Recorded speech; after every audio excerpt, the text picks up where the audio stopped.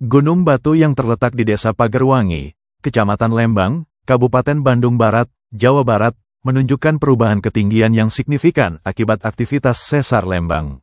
Peneliti dari Badan Riset Inovasi Nasional atau BRIN, Mudrik Rahmawan Daryono mengungkap, ketinggian Gunung Batu mengalami peningkatan sekitar antara 120 hingga 450 meter. Menurut Mudrik, Gunung Batu merupakan bagian dari sesar lembang.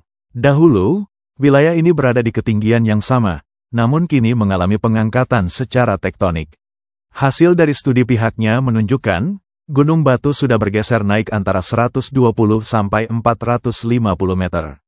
Yang paling jelas adalah peningkatan sebesar 120 meter, yang terjadi secara bertahap sampai posisi saat ini. Gunung Batu berada di kilometer 16 sepanjang bentangan sesar lembang yang memiliki total rentang 29 kilometer. Penelitian terbaru juga menemukan adanya kenaikan vertikal hingga 40 cm, yang diduga merupakan dampak langsung dari aktivitas sesar tersebut dengan gempa bermagnitudo antara 6,5 hingga 7. Menurut Mudrik, setiap pergeseran sesar bisa menjadi satu peristiwa gempa bumi. Pergeseran tersebut bisa mencapai 1 meter, 40 cm, atau 2 meter. Berdasarkan temuan pihaknya pun, pergeseran vertikal 40 cm ini bisa jadi akibat gempa dengan magnitudo antara 6,7 sampai 7. Di puncak Gunung Batu, terdapat pelang yang menjelaskan bahwa gunung ini terbentuk sekira 510.000 tahun lalu akibat magma yang membeku saat menerobos daratan pada masa Pleistosen. Jenis batuan di Gunung Batu itu pun terdiri dari batuan beku andesit porfir. Untuk memantau aktivitas sesar, sejumlah sensor getaran gempa telah dipasang di area Gunung Batu. Pos pengamatan gempa milik Badan Geologi turut berdiri kokoh di puncak gunung ini dan berfungsi sebagai pusat pengawasan aktivitas tektonik di wilayah tersebut. Sesar Lembang, Pak, ini kan rentetannya dari bulan Juni kemarin. Nah, sebenarnya kondisinya seperti apa sih, Pak, sampai sekarang, Pak? Oke, kondisinya ya jelas kita tahu semua dan kita merasakan adanya gempa-gempa kecil yang ada di sebelah kilometer 6 sekitar Ngamprah di Sesar Lembang. Jadi itu ada gempa-gempa kecil dan terus terang kita sampai saat ini sebagai saintis kita belum bisa memastikan apakah ini akan disusul oleh gempa besar atau dia gempa kecil kemudian diam seperti itu. Itu dua hal yang bisa terjadi semuanya. Tetapi kita sebagai manusia kita berupaya untuk kalau terjadi skenario yang paling buruk maka kita harus siap siaga.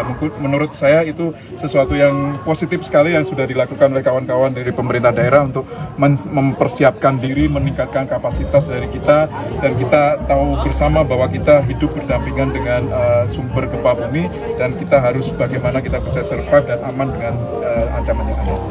Tapi kalau melihat dari siklusnya, Pak, sebenarnya masuk siklus ke pelepasan energi sudah. Apa sih, Pak, sebetulnya? Sudah, jadi kalau dari penelitian yang kami lakukan kita tahu bahwa dia itu siklusnya antara 170 sampai 670 tahun. Ringnya masih kasar semacam itu.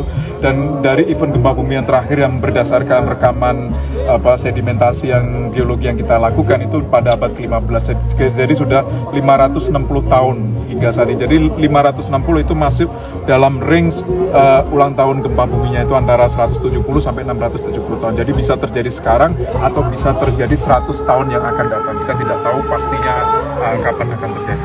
Hanya di segmen Cimeta aja, Pak, atau 3 segmen dari Sesar Lembang ini bergerak semua, Pak, sebetulnya? Segmen sections ya, beda persepsi. Segmen itu sebenarnya satu segmen yang dia bisa menghasilkan satu event gempa bumi.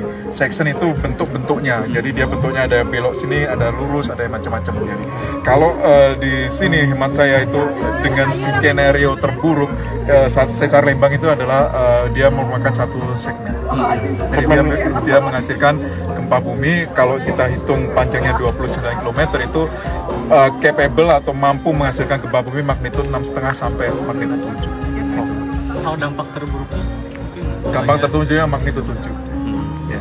Kalau wilayah terdampak Oke, jadi kawan-kawan BMKG luar biasa, mereka membuat suatu skenario. Jadi kalau terjadi gempa itu apa yang terjadi dari guncangan. Jadi kalau di hitungan mereka jelas MMI 8 itu sekitar wilayah Bandung Raya ini semuanya terdampak. Jadi itu sesuatu yang harus kita waspadai dan semua ini kita harus bersiap siaga, mempersiapkan diri dan meningkatkan kapasitas. Kalau terjadi gempa apa yang kita harus lakukan ketika kita di sekolah, ketika kita di kamar mandi, di rumah, apa yang kita harus lakukan untuk mengamankan diri kita sendiri dan keluarga dan masyarakat.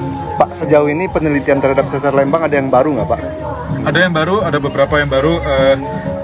Dua yang menurut saya yang luar biasa. Satu itu dari dia miring ke selatan atau miring ke utara semacam itu, terus kemudian dia juga memodelkan kalau terjadi goncangan dia tuh arahnya semacam apa gitu. Jadi kalau dia sebagai normal fault, ternyata bagian yang terdampak besar itu dia adalah di sisi sebelah barat timurnya dari sesar Lembang, dan itu wilayahnya luas.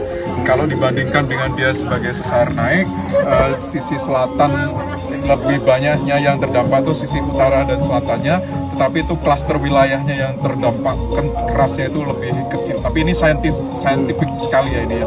Ini berhubungan dengan batuan dasar bagaimana dia pola pergerakan. Kalau berdasarkan BMKG kan maksudnya foreshock ya Pak, ini ada selanjutnya. Nah itu menjelaskan itu gimana Pak? Belum, kawan-kawan BMKG sama, saya setuju dengan kawan-kawan BMKG dari sampai sekarang pun mereka khawatir ini sebagai foreshock.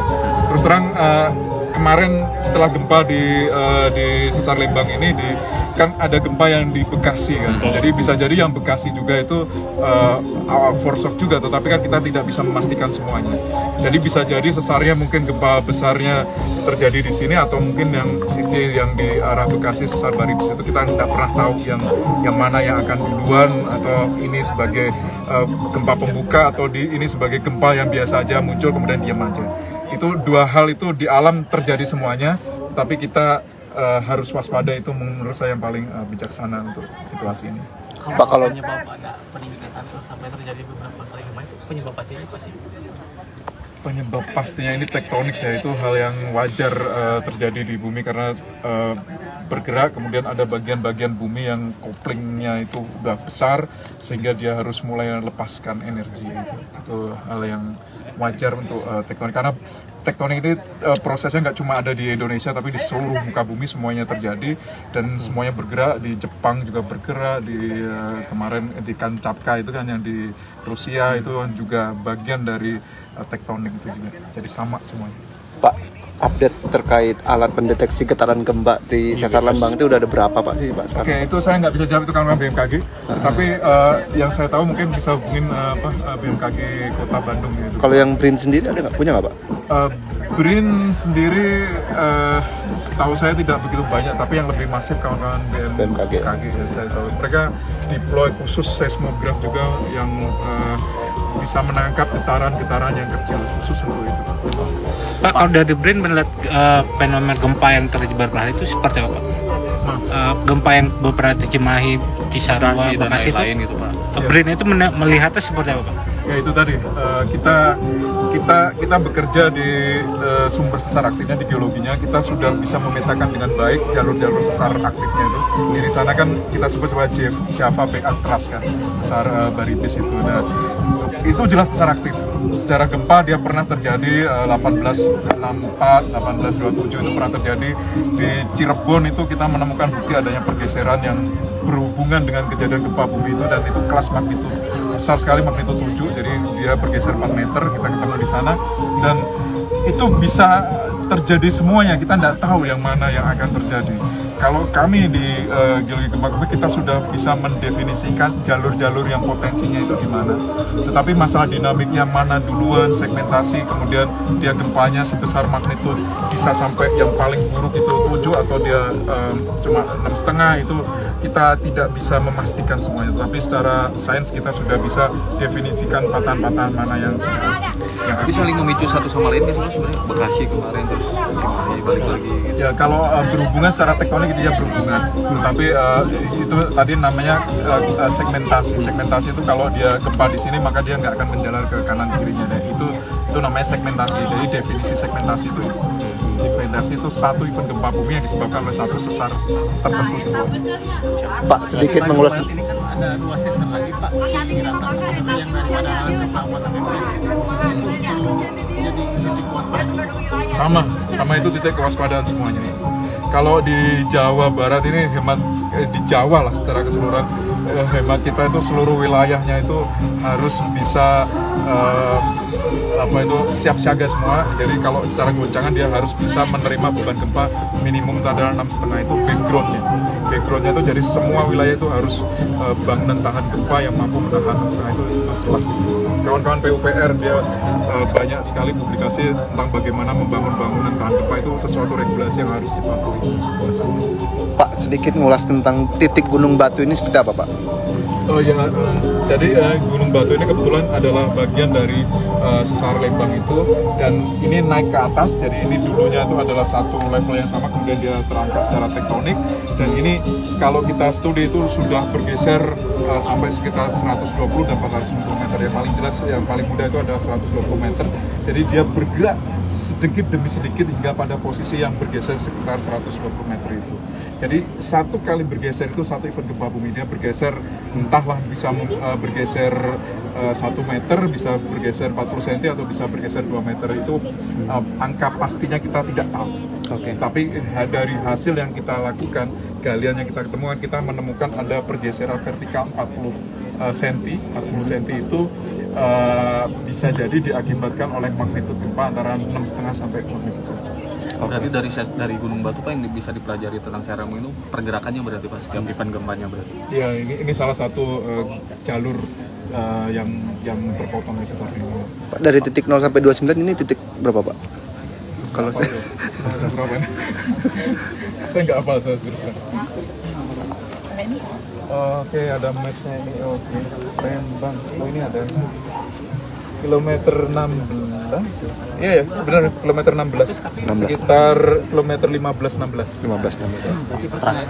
Terakhir Pak, pemerintah itu kan maksudnya tahu bahwa potensi bahaya dari sesar Lembang kan, Cimahi, Bandung Barat dan Kota Bandung, termasuk Kabupaten Bandung, Pak, Bandung Raya. Sebenarnya sejauh ini Pak, melihat kesiapan dari pemerintah Pak, mulai dari mitigasi fiskal dan lain-lainnya, apa sih Pak yang harus ditekankan perspektif dari sudut pandang peneliti terkait potensi sesar Lembang ini gitu, untuk pemerintah Pak?